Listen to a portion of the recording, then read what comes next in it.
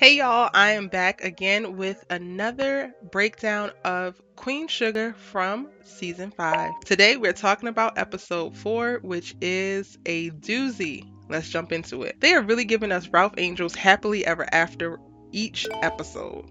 Like, each episode shows more and more of Ra, Darla, and Blue's life together, and I am obsessed.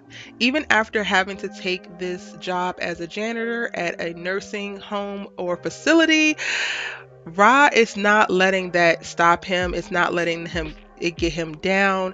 He is really operating in a space of extreme optimism and pride, and we love to see it. If you recall, at the start of the series, we saw Ralph Angel's dad work at the airport as a janitor to be able to make ends meet, and they all found out about it after his untimely passing, when he wasn't actually tending the land but was actually working this job to make ends meet. And this is something that we see resonated in Ra's decision to currently take this job. They are in a pandemic. He's having to sell off his equipment to try to make ends meet. He hasn't been able to bring cane to harvest, and it's beautiful to see that he has to take a step back, go and work for someone else, but he's doing so with pride.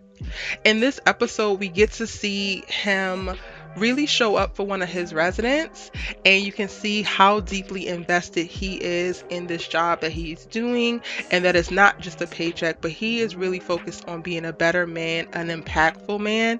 And again, we just really love to see it. I'm so proud of the Ralph Angel that we are getting in season 5. He has come a very long way and has made some immense strides to become the man that he wants to be, and it's so amazing just to see him manifest this.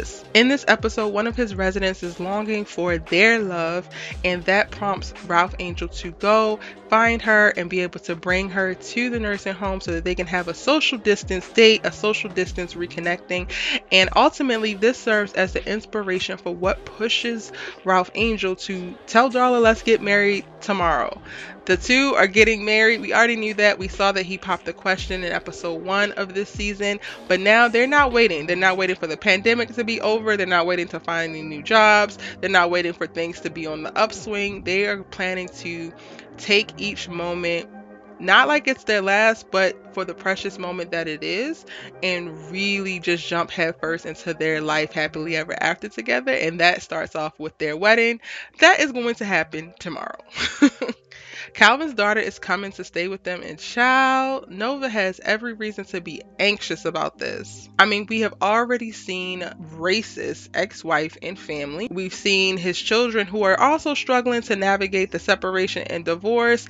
Can't really say that they're racist or have any type of racial tendencies, because I do believe a lot of the tension that we're seeing in reference to his children are just because they want their mom and dad to be together, and not just because Nova is a black woman. However, his mom and his ex-wife definitely are struggling with racist tendencies. So it is 100% understandable that Nova would be very cautious to allow his oldest daughter to come back home from school, because the pandemic is happening. Everyone is going remote.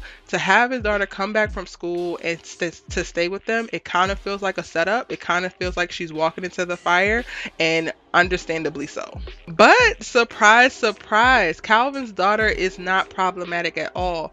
In all honesty, she is very self-aware of her privilege. She's very well aware of her position in society, and she wants to use her privilege and position to be able to be impactful to others, being a true ally to people of color.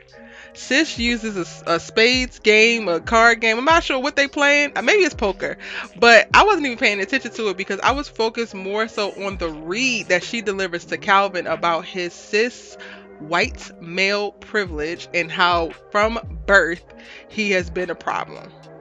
Child, yes. Y'all have to go back and watch that part of the episode because it was truly chef's kiss. We soon learn that Calvin's daughter really admires Nova and is genuine in that admiration. She is nothing like her mother, and it's really great to see Nova develop an ally on Calvin's side. It kind of helps me believe that their relationship is actually going to make it, because I do believe that if you have two families that can't seem to come together, can't seem to respect one another, and have some deep rooted like problematic racist issues white supremacy issues, anything like that, it's very hard to make it work. It's very hard for things to be able to go on.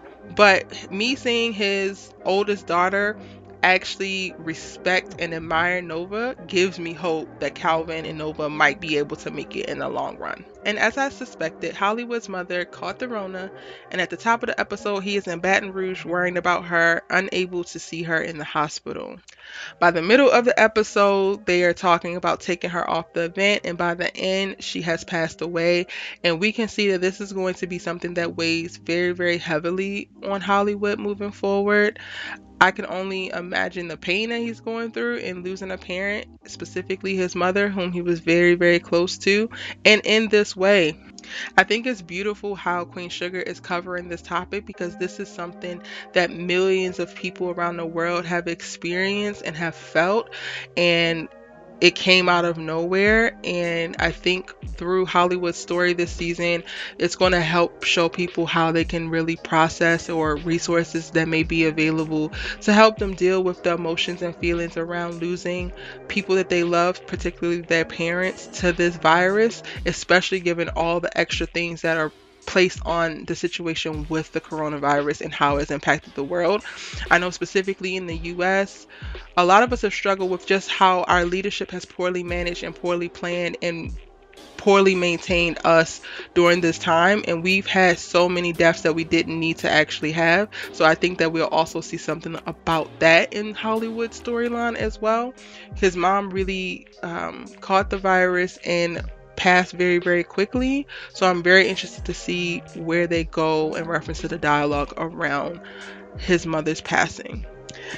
By wishes that she would have been there for Hollywood in this time of need, but because she's not in Baton Rouge with him, she is able to be back in St. Joe's and be able to support Prosper. I think Prosper is going to come out of this depression. He's going to come out of the state that he's in because Vi invites him to come over to the house and stay with her so that they can all be together, and you can already see Prosper's spirits just lifting and him starting to flourish. And the major drama that I feel like happened in this episode happened between Micah and Charley. We know that there was going to be a little bit of struggles.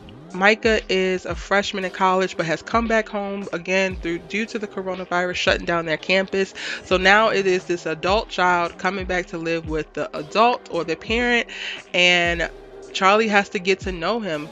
Micah has evolved a lot, has made a bunch of life decisions that Charley doesn't necessarily agree with in the last few months, and now they have to live under one roof, and Charley is already struggling with learning him again, questioning some of his decisions, but not trying to question his authority or autonomy over his life and being very respectful of that. But Micah isn't making too many great decisions. His rebound with this new girl is seeming to be raggedy, for lack of a better word, if I'm just gonna be honest. He has been sneaking out to go to parties, and we are in the height of the pandemic, sneaking out to meet up with this girl and any other friends that the girl has introduced him to, and that causes Micah and Charley to get into a fight in this episode because she discovers that this is happening. And unfortunately, in the heat of the moment, Charley uses this opportunity to compare him to his father, who made other impulsive, sex-driven, bad decisions, and it ultimately forces them to have a deep dialogue around what Charley sees for Micah, how Charley sees Micah, how Micah is showing up in the world, and then for them to get to a better place or common ground of respect and commonality for each other. It's super, super stressful to watch, but it's really great to see once they come to the other end of this conversation. They definitely do come to a resolution by the end. And I'm so proud of Charley for apologizing to Micah for the way that she spoke to him in reference to comparing him